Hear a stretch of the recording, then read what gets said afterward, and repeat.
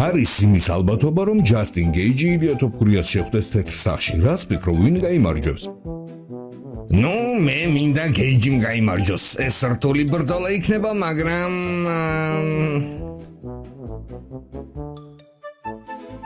$10,000 რომ მოგწევ ვიზა დადებდი. გეიჯის წინააღმდეგ დადება არ მინდა, ის მომწონს, ილია კი მეზიზღება. ამიტომ ფულს იმაზე დავდებ, ვინც მომწონს. დარჩევას მიცემ გეიჯის და უმიზნოს თოფურიას ტანში. იმუშაოს ცენტრში, მარტო ჰუკებით არა. გეიჯი ნაკლებად მუშაობს კორპუსზე. არ უნდა დაიხარჯოს სახეში დამიზნებით, უნდა აიცილოს დარტყმა და დაუცხრილოს კორპუსი. დაზიანებული ტანით ილია ვეღარ იჩხუბებს. ჯასტინმა თოფურია კუთხეში უნდა მოიმწყდიოს და პირდებით ილია ვეღარ იქნება კარგი. ვიცი რასაც ვიძახი, ამ ტიპთან მიჩხუბია. გეიჯის მწვრთნელი რო ვიყო, ვეთყოდი, აწიე ხელები და მიდი მხოლოდ წინ. დაუცხრილე წვიები ან გაუტარე მარჯვენა პირდაპირი. შეიძლება მარცხენა ჰუკიც და ყველაფერი დასრულდება. თავარია ბევრი ენერგია არ დახარჯოს, არ ეცადოს მთლიანად დაიხარჯოს. 1-2 დარტყმაც გაატაროს, რა უჭირს, რა პრობლემაა. აი პირველ რაუნდში ილიასთან მე მაგრად გამოვავლინე თავი. კარგად მუშაობდი ჯებებით, მან საერთოდ ვერ დამაზიანა. მან მეორე რაუნდში მომტყნა, როცა დავიღალე. მართლა ძალიან დავიღალე, დავჯექი სკამზე და გავიფიქრე. ამის დედაც ვერ ვინძრევი, მაგრამ თავს არ შევირცხვენ და ნამდვილი კაცივით ავდექი. კი, მაგრამ თუ ავართ იყავი და უძლური, რატო დათანხმდი ჩხუბზე?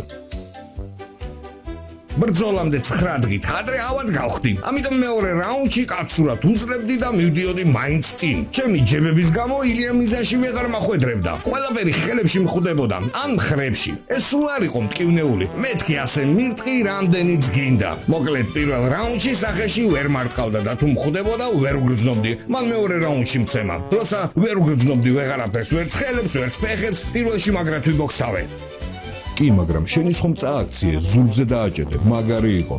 კი, ეს პირველ რაუნდში იყო და ჩვეულებრივად დავასაბმითებდი კიდეც, მაგრამ ძალა არ მეყო ილეთის შესასრულებლად. მესმის ეს ჟღერს თითქოს თავს ვიმართლებ, მაგრამ მისი ფეხი რომ დავითრიე, ილეთისთვის გავიფიქრე. ძალა არ მაქვს, ხელები გათიშული მაქვს და მომიწია ფეხის გაშვება. მაგ დროს ის ადგა, მინდოდა გდების შესრულება, მაგრამ წავიქეცი და ის ზემოდან დამადგა. თუმცა კიდევ შევძელი მისი დაგდება. მაგ დღეს მე ვიგრძენი რომ ილიაზე უკეთესი ვარ პარტერში. იმედია ოდესღაც მექნება რევანში. მაგრამ კიდია მექნება თუ არა. მე უბრალოდ ვიცი ის რაც ვიცი. თუ დავითრიე ის ზემოდან და არ იქნება რაუნდები, სადმე სუპერმარკეტის ეზოში, სადაც ახლოს არ იქნებიან მსაჯები, რომლებიც გაგვაშველებენ, მე მას დავბრიდავ. იქ არ იქნებიან მსაჯები, თუ მე მას შევხვდი რეალურ ცხოვრებაში, ეგრევე მიწაზე დავაჭედებ და გავხილ სახეს. ის რეალურ ქუჩურ ჩხუბში ვერ მომერევა. ილია მერევა მხოლოდ UFC-ში, სადაც არის რაუნდები, წონის კლება და სადაც ავად ვარ. ასე რომ ქუჩაში თუ შემხვდა,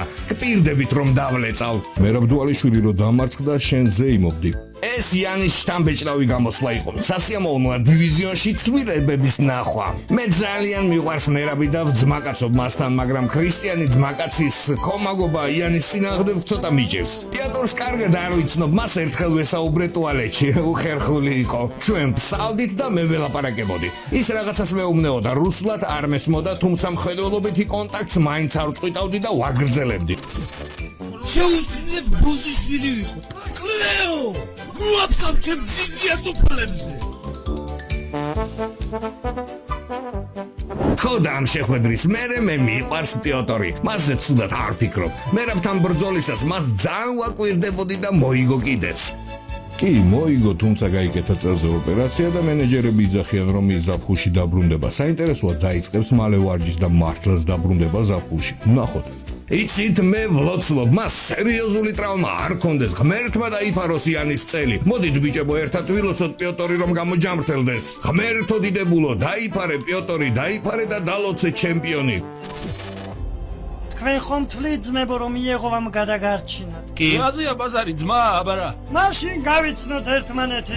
შენ ხარ მშიშარა და შენი ძმაც მშიშარა. როდესაც შენ ძმას შევხვდები, მაგრად გავძუყნი. მაშინ შენ გაგიმართლა ავად ვიყავი, თორემ შენს გაგძუყნავდი. შენ არ ხარ ღირსი, შენი შვილები ნახო, რადგან შენი პირველი მიცვალებული. ხსოვნა იყოს. რომ გამსაჯოს სრულფასოვნებისგან მეც შორს ვარ, თუმცა შენ